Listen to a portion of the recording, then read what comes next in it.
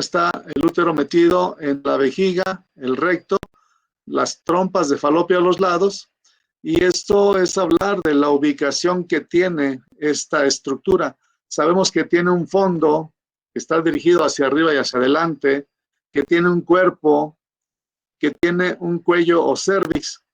Hay una pequeña porción entre el cervix y el cuello. Después vamos a mencionar cómo se borra cuando hay un embarazo. Pero aquí hablar del cuerpo y el cervix. El cuerpo va a tener dos caras, una cara anterior y una cara posterior. Y recuerden que en esas caras es donde se considera que es el mejor sitio para que se dé la anidación de un producto. Y generalmente, o sucede con mayor frecuencia, en la cara posterior. Y aquí nosotros tenemos que recordar cómo el útero está doblado sobre la vejiga. Y esto es que nosotros le demos nombre a esa posición. Cuando hablamos del útero, nosotros decimos que va a presentar una posición que recibe dos términos. Uno que se llama anteflexión y otro que se llama anteversión. Esa anteflexión y anteversión es en relación a los ángulos que se forman cuando trazamos el eje longitudinal del cuerpo, el eje longitudinal del cérvix y el eje longitudinal de la vagina. La relación que existe entre el eje longitudinal o el ángulo que existe entre el eje longitudinal del cuerpo y el eje longitudinal del cérvix es a lo que se le considera como anteflexión. Y la relación que existe entre el eje longitudinal del cérvix con el eje longitudinal de la vagina es lo que se le considera como anteversión. Entonces, hablar de la posición que tiene el útero, la más normal o la que se considera normal es la llamada anteflexión, anteversión. No es que las otras sean anormales. Lo que sucede es que si estamos hablando del fenómeno de la reproducción, para que se dé con mayor facilidad una fecundación, un embarazo, es la posición del útero que influye para que esto suceda. Porque si el útero presenta modificaciones en su posición y tiene una retroflexión o una lateroflexión o una retroversión o una lateroversión, eso hace que el orificio externo del cérvix modifique su localización, lo que dificulta la entrada de los espermatozoides y por lo tanto pues no van a encontrar nunca a el ovocito. Y hablar de normalidad es en función de la facilidad para que se dé la fecundación. Por eso decimos que la posición que se considera normal, entre comillas, normal del útero, es la anteflexión y la anteversión. Y acuérdense que es la relación que existe o los ángulos que se forman entre los ejes longitudinales del cuerpo del útero, del cérvix y de la vagina. A eso es a lo que se le llama anteflexión y anteversión. Y en función de eso, nosotros ahora sí, estas posiciones van a depender de si la vagina está, de si la vejiga está vacía o llena o es otro mecanismo.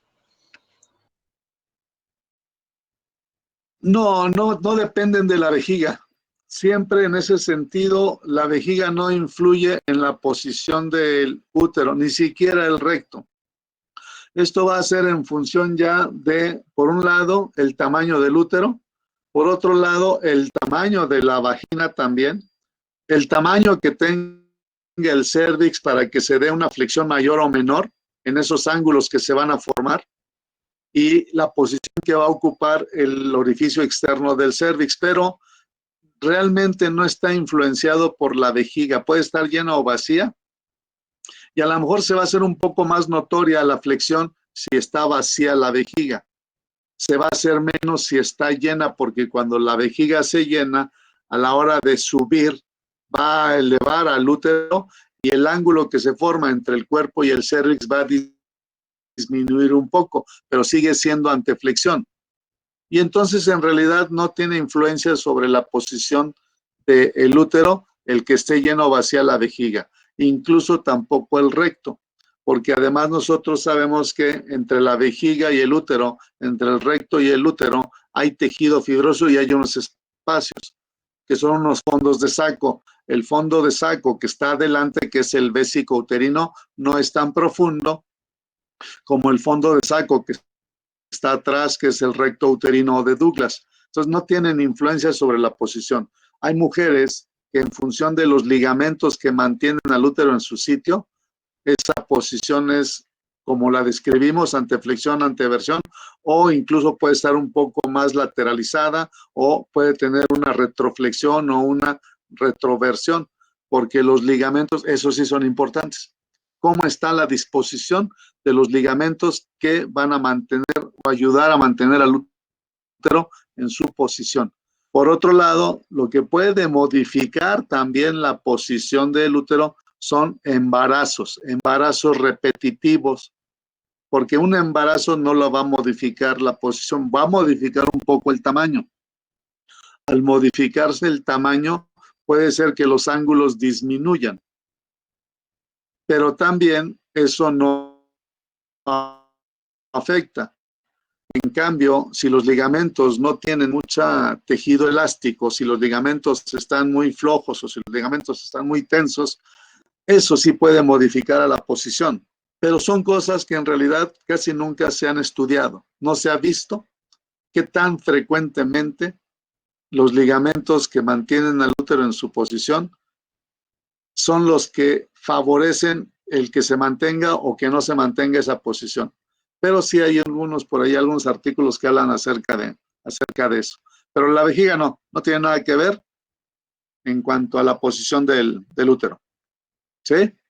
Vale, doctor, gracias. Y entonces aquí ya nosotros cuando hablamos del útero decíamos, ya sabemos, tiene una forma de pera, tiene esas dimensiones, ¿sí? El hablar de sus dimensiones a veces es en una mujer que no ha tenido ningún embarazo. El útero, les digo, puede modificar su tamaño en función del número de embarazos que pueda tener, pero siempre va a estar localizado en la cavidad pélvica, sí, relacionado con las estructuras que están allí. Ya dijimos que tiene un fondo, tiene un cuerpo con dos caras y tiene un cervix, que es el cuello. Cuando nosotros hablamos de las relaciones que tiene el útero, ¿con quién se va a relacionar hacia adelante? Básicamente hablamos de una relación antero-inferior, que es la vejiga. Hablamos de una relación posterior, que es el recto. Atrás de la vejiga va a estar el recto. Hablamos de relaciones laterales. ¿Con quién se relaciona lateralmente el útero?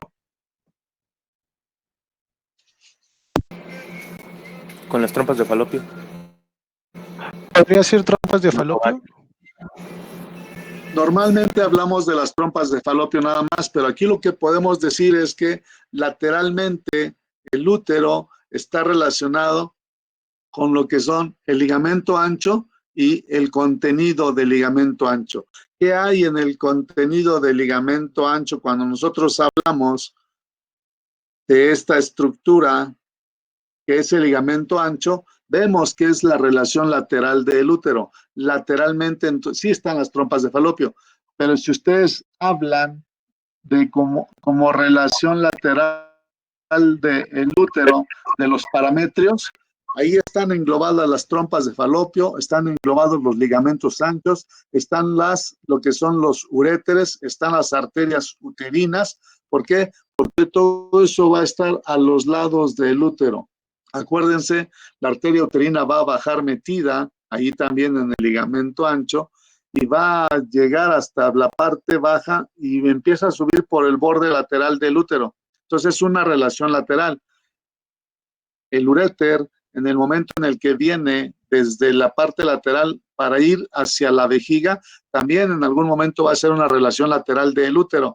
De hecho, incluso muchas veces hay relaciones importantes entre el uréter y la arteria uterina, que los cirujanos deben de tener cuidado, porque tienen prácticamente el mismo grosor, la misma consistencia, y pueden fácilmente confundir a lo que es el uréter con la arteria uterina. Imagínense si están haciendo una histerectomía donde tienen que ligar y cortar a la arteria uterina, y que en lugar de eso cortaran al uréter, pues van a tener problemas.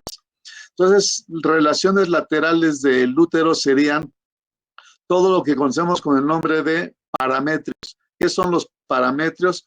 Todo lo que está a los lados y envuelto por el ligamento ancho. Ahí va la arteria uterina, va el uréter, y la más importante, acuérdense que ahí va la trompa de falopio. Esas serían las relaciones laterales. ¿Con quién se relaciona hacia arriba el fondo del útero? ¿Con quién se relaciona hacia arriba? Puede ser con el intestino delgado. Las asas de intestino delgado. Ahí arriba están localizadas las asas del intestino delgado. ¿Y con quién se relaciona el uréter hacia abajo? Pues con la estructura con la que se continúa, que es la vagina. Entonces ya tenemos ahí nosotros a esta estructura que es el útero, con su fondo, su cuerpo, su cérvix, la región del istmo uterino, que es la parte que separa al cuerpo del cuello, sus dos bordes laterales, sus dimensiones que dijimos, una longitud o el diámetro mayor que es de 8 a 10 centímetros, el diámetro transverso de 4 a 5 y el anteroposterior de 3 centímetros. Y entonces ya tenemos ahí cómo está ubicado, cómo está localizado el útero en la cavidad pélvica y con quién se relaciona. ¿Cómo es el útero sostenido en su lugar? ¿Cuál es el principal medio de sostén que tiene el útero? Es este que están viendo aquí, el ligamento ancho. Eso hablando del peritoneo. Acuérdense que el peritoneo viene por delante de la pared pélvica, baja pero no hasta el piso, envuelve a la vejiga por su cara anterior, por el fondo de la vejiga, y luego se mete entre la vejiga y el útero, formando un fondo de saco que se llama vesicouterino, que no es muy profundo, y luego empieza a cubrir al útero por la cara anterior, el fondo, la cara posterior, y baja pero no hasta el piso pélvico, sino que forma otro fondo de saco que es el recto uterino, y luego va a cubrir al recto ese peritoneo. Y entonces nosotros tenemos que la mayor parte del útero está cubierta de peritoneo. Estas dos capas de peritoneo, la que está en la cara anterior y en la cara posterior, en los bordes se desprende como ligamento ancho, que es el que se va a ir a fijar en las paredes laterales de la pelvis. Acuérdense que dijimos que este ligamento ancho se inserta en el borde anterior de la fosita de Krauss. Por eso lo manejábamos como límite anterior del ovario, que se va a insertar ahí en la pared lateral de la pelvis. Y entonces ahí ya tendríamos nosotros que el principal medio de soporte o de sostén que tiene el útero, hablando del peritoneo, es el ligamento ancho. Hay otros ligamentos que se mencionan, pero que no tienen funciones de soporte. Aquí tenemos uno que se llama ligamento redondo. ¿Sí? El ligamento, no se visualiza aquí, trompa de falopio, por debajo de esa trompa de falopio se forma un engrosamiento del ligamento ancho que se conoce como ligamento redondo. Y ese ligamento redondo viaja paralelo a la trompa de falopio, va en dirección a las paredes laterales y después se desvía y va a pasar por el conducto inguinal para ir a terminar en los labios mayores.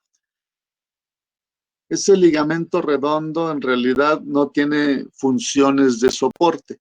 El problema de ese ligamento redondo es que muchas veces cuando las personas hacen, ¿sí?, la salpingoclasia, tienen que cuidar de no ligar y cortar ese ligamento redondo en lugar de la trompa porque tienen más o menos el mismo grosor y pueden confundirse, que es lo que pasaba cuando se iniciaron las salpingoclasias. Muchas veces ligaron y cortaron el ligamento redondo y no la trompa de falopio. Por eso mujeres que se habían hecho salpingoclasia después resultaron embarazadas, porque en realidad no les habían ligado y cortado esas trompas, sino que lo que habían ligado y cortado era el ligamento redondo. Pues ese ligamento redondo aunque lo manejan a veces como una estructura que le da soporte al útero, no es tal, pero sí tienen que recordarlo. Nace de los ángulos del útero por debajo